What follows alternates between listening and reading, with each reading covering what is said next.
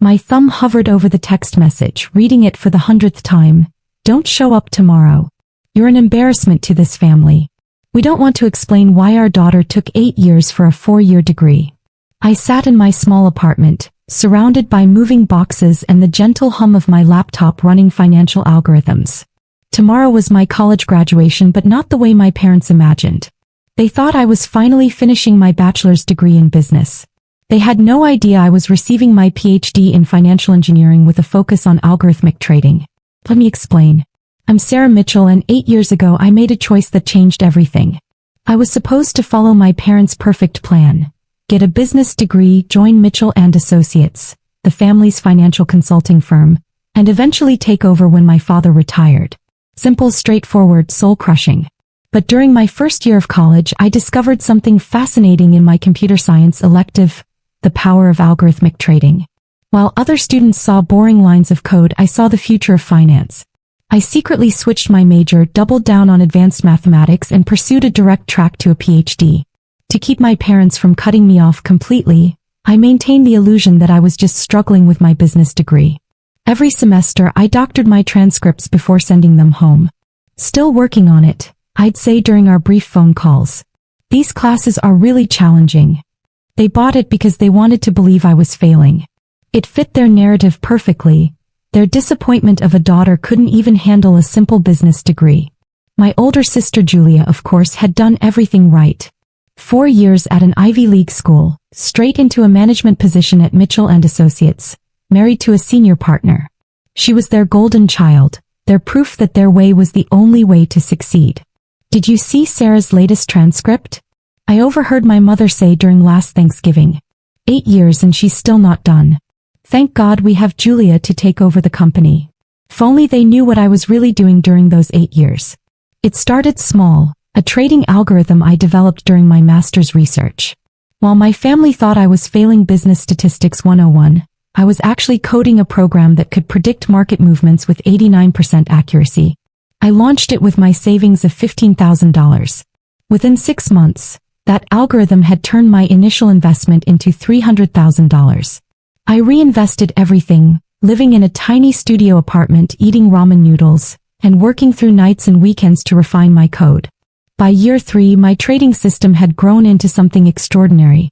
I formed a shell company, Atlas Financial Technologies, to handle the increasing profits. My family never questioned why I didn't need money from them anymore. They just assumed I was working retail jobs to survive. Today, Atlas Financial manages over $2 billion in assets. Not that anyone knows I own it. The company operates through a complex web of subsidiaries and holding companies. My name appears nowhere in its public records. But tomorrow isn't just my graduation. It's also the day Atlas Financial's biggest move yet goes public, our acquisition of Mitchell & Associates. My father's company has been struggling for years, too proud to modernize, too stubborn to change their outdated methods. Their stock price has been falling for 6 straight quarters. My algorithms predicted they would be vulnerable to a takeover 3 months ago. Through a series of carefully orchestrated moves, Atlas Financial has been quietly buying up shares.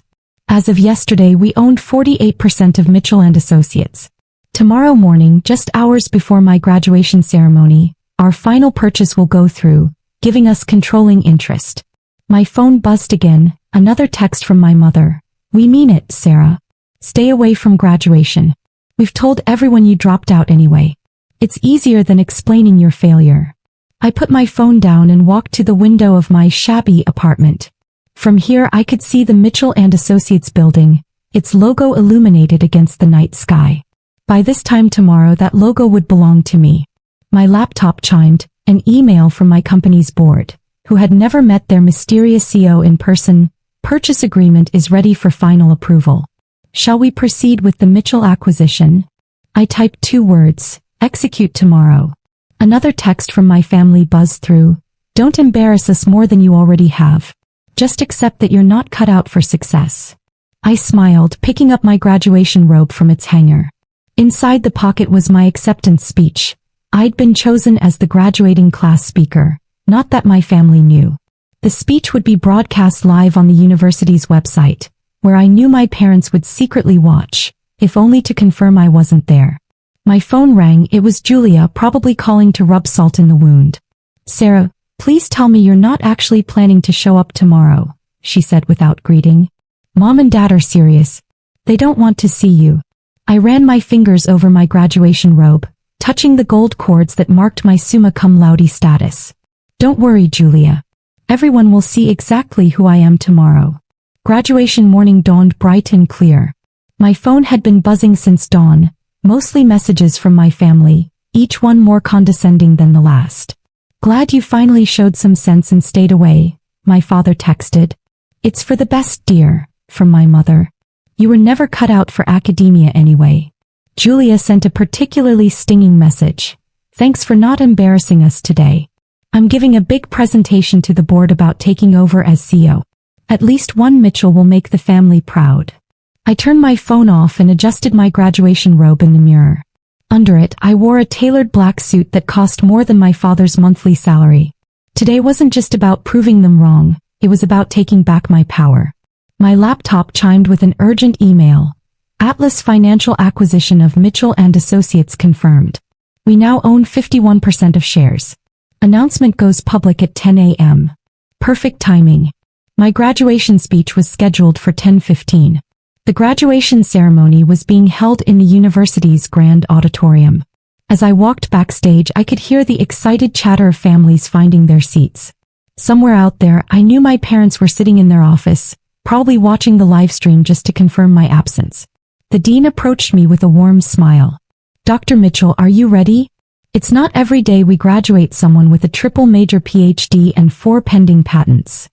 I nodded, touching the speech cards in my pocket. 8 years of work, sacrifice, and secret success were about to pay off in ways my family never imagined.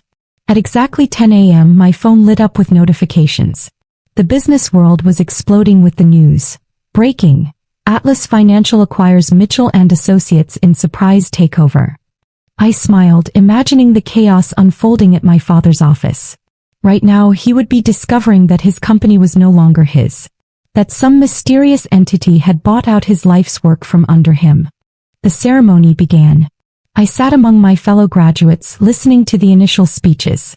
My phone kept vibrating, likely my family frantically trying to reach me about the company takeover. They had no idea that an even bigger shock was coming. Finally, the dean stepped up to the podium. "And now it is my great pleasure to introduce our student speaker. Graduating today with a PhD in financial engineering, computer science, and applied mathematics, with the highest GPA in university history, Dr. Sarah Mitchell."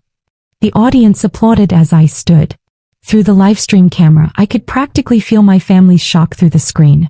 "Good morning," I began, my voice clear and confident. 8 years ago, I made a choice that disappointed my family.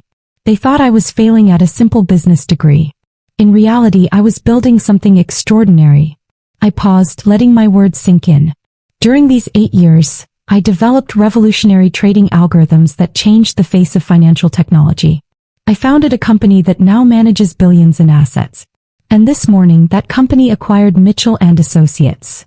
Gasps echoed through the auditorium. The live stream chat exploded with comments. To my family watching this from their office at Mitchell and Associates, or should I say Atlas Financial Technologies? I smiled directly into the camera. "Surprise. Your embarrassment of a daughter is now your boss." My phone was practically dancing across the podium with incoming calls. I continued my speech, detailing my research and innovations, each word a bullet point of success they had never bothered to notice. As I finished speaking, the dean returned to announce my other achievements. 4 patents pending, 2 published papers, and a trading system that had revolutionized algorithmic finance. The ceremony ended with thunderous applause, but I wasn't done yet. I had one more stop to make. I drove straight to Mitchell and Associates, my company now. The building was in chaos. Employees clustered in groups, whispering about the takeover, about the mysterious owner of Atlas Financial, about their uncertain future. The elevator ride to the executive floor was silent. When the doors opened, I found my family huddled in my father's office, my office now. "Sarah." My mother's face was pale. "What are you doing here? What's going on?" Julia demanded. "We're in crisis. Some company called Atlas Financial dash." "I know," I interrupted calmly. I own Atlas Financial. My father, who had been staring out the window, turned slowly. That's impossible. I pulled out my phone and opened my banking app. Would you like to see my personal account balance? Or maybe Atlas Financial's acquisition records? Or perhaps my doctoral thesis on algorithmic trading? But you were failing, my mother stammered. All these years. No, I corrected her. I was succeeding. You just couldn't see past your own expectations to notice. Julia sank into a chair. The company, it's yours? Everything is mine, I confirmed. The algorithms, the patents, the billions in managed assets. And now Mitchell and Associates too. My father's face had turned an interesting shade of red. You can't do this. We're family. Family. I laughed. Last night you called me an embarrassment. This morning you told me not to show my face at graduation. Now suddenly we're family. I walked to his desk, my desk, and sat down. You should check your emails. Atlas Financial is implementing immediate changes to upper management. Starting with the board. You're firing us? Julia's voice cracked. Not exactly, I said, logging into my computer. I'm demoting you to positions more suited to your abilities. Julia, you'll be managing our social media, mother-client relations, and dad. I smiled. I hear the mailroom needs a supervisor. This is revenge, my father spat. No, I corrected him. This is business. You always said I needed to learn about the real world. Well, lesson learned. I stood up, smoothing my graduation robe. Security will escort you to clear out your offices. Your new positions start Monday. Oh, and I picked up the nameplate from the desk, replacing it with one that read, Dr. Sarah Mitchell, CO. Don't be late. I'm not as forgiving of failure as you were. That evening I sat in my new office looking out over the city. My phone had finally stopped buzzing with messages from my family. Instead, it was filled with congratulations from the business world, interview requests from financial magazines, and odd messages from former classmates. I opened my laptop and clicked on a folder labeled Motivation. Inside were screenshots of every dismissive text, every condescending email, every family photo I'd been excluded from. At the bottom was their final message from last night. Don't show up tomorrow. You're an embarrassment. I added a new photo, their faces when they realized their embarrassment of a daughter now owned their futures. My assistant knocked on the door. Dr. Mitchell? The board is requesting an emergency meeting about the management changes. Schedule it for Monday, I replied. And Sarah? Send a graduation cake to my family's houses. The message should read, congratulations on your new positions. Don't be an embarrassment. Sometimes success isn't about proving others wrong. Sometimes it's about proving yourself right. And sometimes, it's about sitting in the office that once belonged to those who doubted you, knowing that every achievement they dismissed has led you exactly where you were meant to be. My phone buzzed one last time, a message from Julia. I'm sorry. We all are. I didn't reply. They'd have plenty of time to apologize while working their way up from the bottom of my company. After all, isn't that what they always said I needed to do? Success, I've learned, doesn't always look like what others expect. Sometimes it looks like 8 years of secret work. Sometimes it looks like a PhD instead of a business degree. And sometimes, it looks like a daughter they called an embarrassment sitting in the CEO's chair, proving that the greatest revenge is becoming everything they said you couldn't be.